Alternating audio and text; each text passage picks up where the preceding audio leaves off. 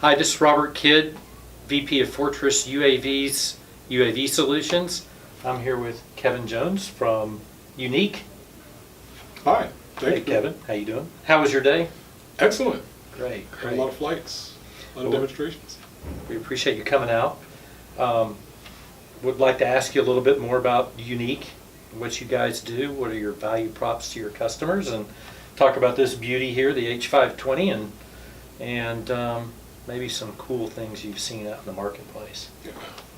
Yeah, so this is our new iteration of the Typhoon H, also known as the H520.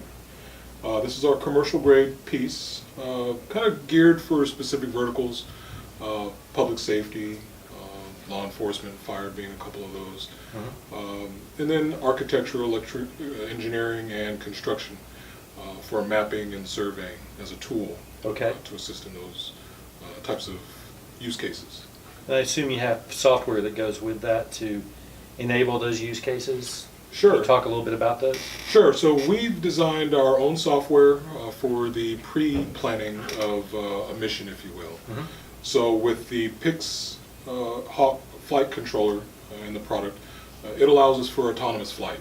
So we can basically download a map into the controller, and we can drop a survey grid over an area, and Data Pilot, which is our software that we've authored, will allow for the basic planning of that flight mission to capture the images that are necessary to do a 2D or 3D orthomosaic.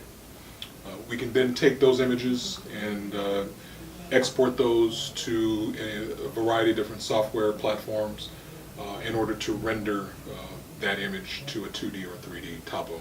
Cool. And what about payloads? What kind of options do you have on the payload? Right. So right now we have 3 payloads that are specific to the H520. We have the E90 payload, which is our 4K camera with a 1-inch sensor, 20 meg still photos. So ideal for excellent imagery. If you're doing mapping and surveying, that would be the camera payload that I would recommend. Okay. We also have a SIGO ET, which is our economical thermal camera payload. Okay. It's a low-res thermal camera payload that allows for detection of heat signatures. So it's a value propositioned payload. Again, low-res, again, so that you can detect a heat signature. Not so much identify, but detect. Okay. And then we have the E50 camera, which is our fixed focal length camera, most used for inspections. As an example, if you were to do a cell tower inspection with a lot of RF pollution at the top that can interfere with the copter's GPS, you can fly the E50 at a greater distance, and because of its fixed focal length, you can get up close imaging from that camera.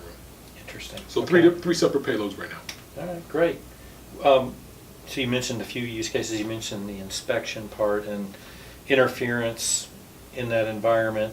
It's really, so the drone is designed with that type of payload to be able, from a distance, not have to deal with the interference that comes from those towers. Is that it? Yeah, to keep it out of harm's way, if you will, because of the RF pollution or the amount of RF interference that can potentially be on top of a tower. So the E50 camera payload, again, I can fly it at a greater distance while getting up close imaging. Okay. Well, that's really, I love it. It's a great bird. We watched it out today flying, had some great customer interaction.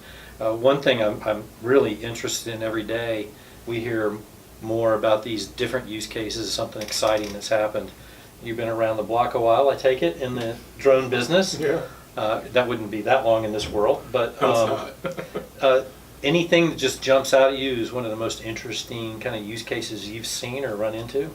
You know, dealing with public safety, our members of law enforcement and fire, and hearing the use cases that they're proposing, whether it's search and rescue.